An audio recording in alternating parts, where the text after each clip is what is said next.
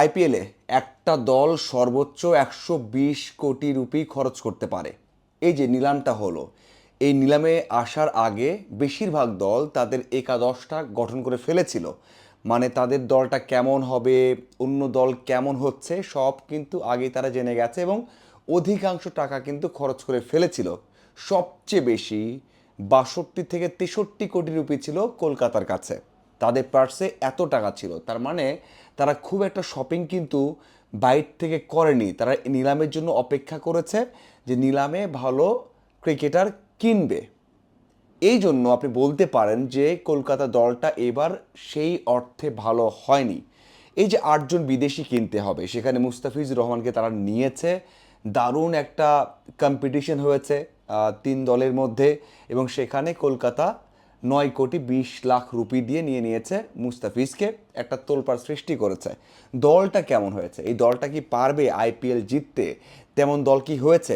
যদি আপনি জিজ্ঞাসা করেন বা আপনি বিশ্লেষণ করেন, আপনি বলবেন না, এই দলটা 10 দলের মধ্যে হয়তোবা 4-5 এই রকম জায়গাতে থাকবে। তারা 8জন যে সাইন করিয়েছে বিদেশি, সেখানে আপনি দেখলে বুঝতে পারবেন যে ফিন অ্যালেন রয়েছে, টিম শেফার্ড রয়েছে, সুনীল নারিন রয়েছেন, ক্যামেরন গ্রিন, রাচিন রবীন্দ্রা, মহেশ পাথিরানা, মুস্তাফিজুর রহমান। এই হচ্ছে তাদের 8জন বিদেশি সাইনিং। এখানে আপনি বলতে পারেন যে 4জন কে কে খেলবে। এই যে মুস্তাফিজকে এত টাকা দিয়ে নিয়েছে, আপনার কি মনে হয় সবগুলো ম্যাচে তাকে নেওয়া হবে? পাথিরানাকে এত বেশি টাকা দেয়া হয়েছে, তার মানে তাকে নেওয়া হবে। এবং এই যে আমরা বলছি যে পাথিরানা এত টাকা কীভাবে পেলো, মুস্তাফিজ কি 9 কোটি রুপি ডিজার্ভ করেন নাকি একটু বেশি হয়ে গেল? ক্যামেরন গ্রিন কিভাবে এরকম এত এত টাকা, কারি কারি টাকা তার জন্য দেওয়া হলো? এই প্রশ্নগুলো আসতে পারে। আমার মনে হয় যে কলকাতা শপিংটা যে আগে করতে পারেনি ভালো, রেখে দিয়েছে নিলামের জন্য, তারা এই জন্য কিছু জায়গাতে সাফারার হয়েছে। তাদের কম্বিনেশনটা ঠিক হয়নি। তাদের একাদশটা কেমন হতে পারে সেটা নিয়েও বিশ্লেষণ হয়েছে। অনেকেই বলছেন যে এমনটা হতে পারে যে উইকেট কিপার রাহুল ত্রিবেদী থাকতে পারে, সেখানে Ajinkya Rahane, Raghuvanshi, Cameron Green, Rinku Singh, Rovman Powell, Ramandeep Singh, Sunil Narine, Harshit Rana, Arora, Varun Chakravarthy, Mahesh Pathirana হতে পারেন ইম্প্যাক্ট সাফ।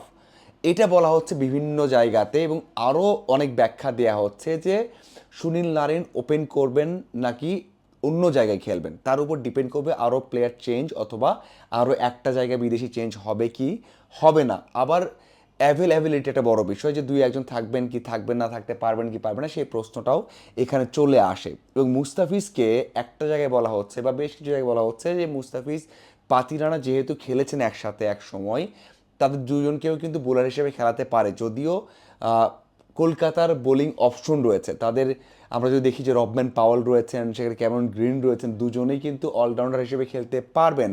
তাদের পেস ডিপার্টমেন্ট ঘরের তেও কিন্তু ভালো পেসার রয়েছেন, যারা ডোমেস্টিক পেসার, যেমন উমরান মালিক রয়েছেন, সেখানে রয়েছেন হর্ষিত রানা রয়েছেন, আকাশদীপ রয়েছেন। এমন কিছু পেসার রয়েছেন, পেসার অলরাউন্ডারও কিন্তু তাদের রয়েছে।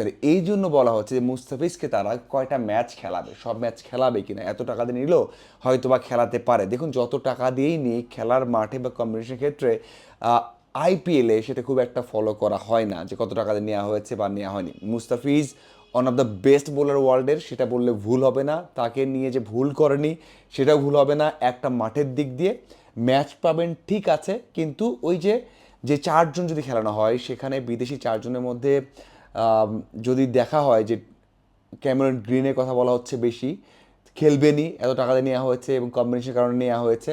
এরপর রবম্যান পাওয়ালকে তো খেলানোই হবে। সুনীল নারিন, যাকে সবসময় খেলানো হয়েছে, তার স্পিনটা খুব জরুরি, তার ব্যাটিংটা জরুরি এবং ব্যাটিংটা এক্সট্রা থাকে। 3জন তো কনফার্ম। পাথিরানা নাকি মুস্তাফিজ? এরপর যদি চিন্তা করা হয় যে আরও কেউ, যে শেইফার্ট রয়েছেন, সেখানে রাচিন রাচিন রবীন্দ্রা রয়েছেন, আর সেখানে অ্যালেন রয়েছেন, আরও তো 2-1 বড় নাম বিদেশি রয়েছেন, তাদেরকেও নেওয়া হতে পারে। তবে মুস্তাফিজকে খেলানো হবে, কিছু সুযোগ দেওয়া হবে, সেটা নিশ্চিতভাবে বলতে পারি। একটা বড় বিষয় হচ্ছে এখানে বাংলাদেশটাকে কাজে লাগানো। মাশরাফি, সেখানে লিটন, সেখানে সাকিব লং টাইম খেলেছেন, এবং ওই যে 9 কোটি টাকা খরচ করে 18 কোটি মানুষের একটা সমর্থন তারা কিন্তু কিনে নিয়েছে। এবং সবচেয়ে বড় বিষয় হচ্ছে খেলানো হোক না হোক এই সমর্থনটা কলকাতা আগেও পেয়েছে, এখনও পাবে। আর একটা বড় বিষয় হচ্ছে যে মুস্তাফিজ অবশ্যই ম্যাচ খেলবেন, সেটা সব ম্যাচ না। আমরা এখন থেকে যদি চিন্তা করি এত টাকা দিয়ে নেওয়া হয়েছে, যেটা গতবার দিল্লি করেছে যে ম্যাচ খেলিয়েছে নিয়ে গিয়ে, এবং তাদের একটা ইনজুরি সমস্যা ছিল, বা সবগুলো ম্যাচ চেন্নাই খেলায়নি, চেন্নাইয়ের ঘরে মাঠে খেলিয়েছে, সেটা হতে পারে। তবে মুস্তাফিজের জন্য বড় একটা হেল্প হতে পারে মাঠটা। কলকাতায় ম্যাচ বেশি হবে, কলকাতা ঘরের মাঠ, সেখানে সমর্থন, সাথে কলকাতার মাঠটাও কিন্তু খুব বেশি যেই ব্যাটিং ফ্রেন্ডলি থাকবে তেমনটা নয়। সেই দিক বিবেচনা করলে অবশ্যই মুস্তাফিজ, এই যে বিশ্লেষণ করা হচ্ছে পুরো ভারত জুড়ে যে মুস্তাফিজ কম ম্যাচ পাবে, আমার মনে হয় কম ম্যাচ পাবে বলা হলেও বাস্তবতা আছে, কিন্তু সেই তুলনায় মুস্তাফিজ একটু বেশি ম্যাচ পাবে। এবং আমার মনে হয় পাথিরানা যে ম্যাচগুলো পাবেন একই পরিমাণ ম্যাচ মুস্তাফিজও পাবেন, অথবা পাথিরানার থেকে 2-1 ম্যাচ বেশি পেতে পারেন মুস্তাফিজ। আপনাদের কি মনে হয় অবশ্যই জানাবেন। ধন্যবাদ সবাইকে।